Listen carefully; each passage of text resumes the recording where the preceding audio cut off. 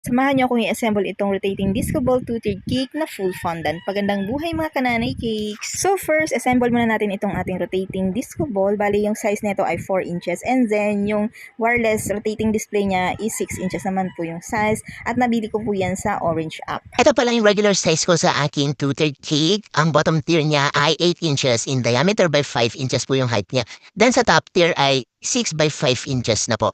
Then yung flavor na ating cake, moist chocolate cake na may feeling na mocha and then caramel fudge ni Bakersfield. And then ayan, kinote na natin siya ng water ganache po yung gamit ko dyan. And maganda nga ito si water ganache kasi ang bilis niya mag-set at talagang tumitigas talaga siya. Kaya lang mga kananay cakes, nagkaroon na naman talaga ako ng problema dito. Hindi ko alam sa tuwing nagpo-fondant talaga ako ay laging maulan, humid. Opo, syempre, alam niyo naman kapag humid tapos hindi pa air condition yung inyong working area ay talaga naman masisip-sip ng ating fondant yung moisture, yung tubig ba. So, tendency, nagmo-moist siya, nagluluha. So ito pala yung ating ginawang fondant. Bali, whipped fondant po ito na recipe ni Lodi Cakes. Bali, dalawang recipe to and then nakagawa tayo dyan ng almost 4 kilos. Tapos ayan, tignan nyo yan mga kananay cakes kung gano'ng kaganda. Ang problema lang kasi talaga ay maulan talaga. Kaya naman ang panlaban ko dito is para mahawakan ko siya at hindi siya mag-moist, is dinadamihan ko po talaga ng lagay ng cornstarch. Yun, sa ganong way is medyo nag-work naman sa akin dahil nga hindi air condition yung ating working area. Maganda naman tong si whipped fondant, masarap, malambot, tapos madali lang siyang i-manage. Tapos no need na talaga siyang i-microwave at ang bilis lang niyang i-prepare talaga.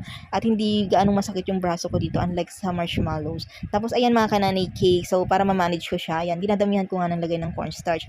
Kayo mga kananay cakes, ano bang masasuggest nyo para ma-manage pa rin yung fondant kahit na maulan? Tingin naman ng mga tips nyo dyan, pa-comment naman sa ating comment section down below. Alam ko naman na marami magagaling na baker dyan na hindi madamot sa knowledge. Sabi ko nga sa inyo mga kananay cakes, bibihirang-bibihira ang may mo-order sa atin ng full fondant, kaya naman hindi natin gamay yung pagbabalot ng fondant. Pero actually, mas gamay ko yung sa club method.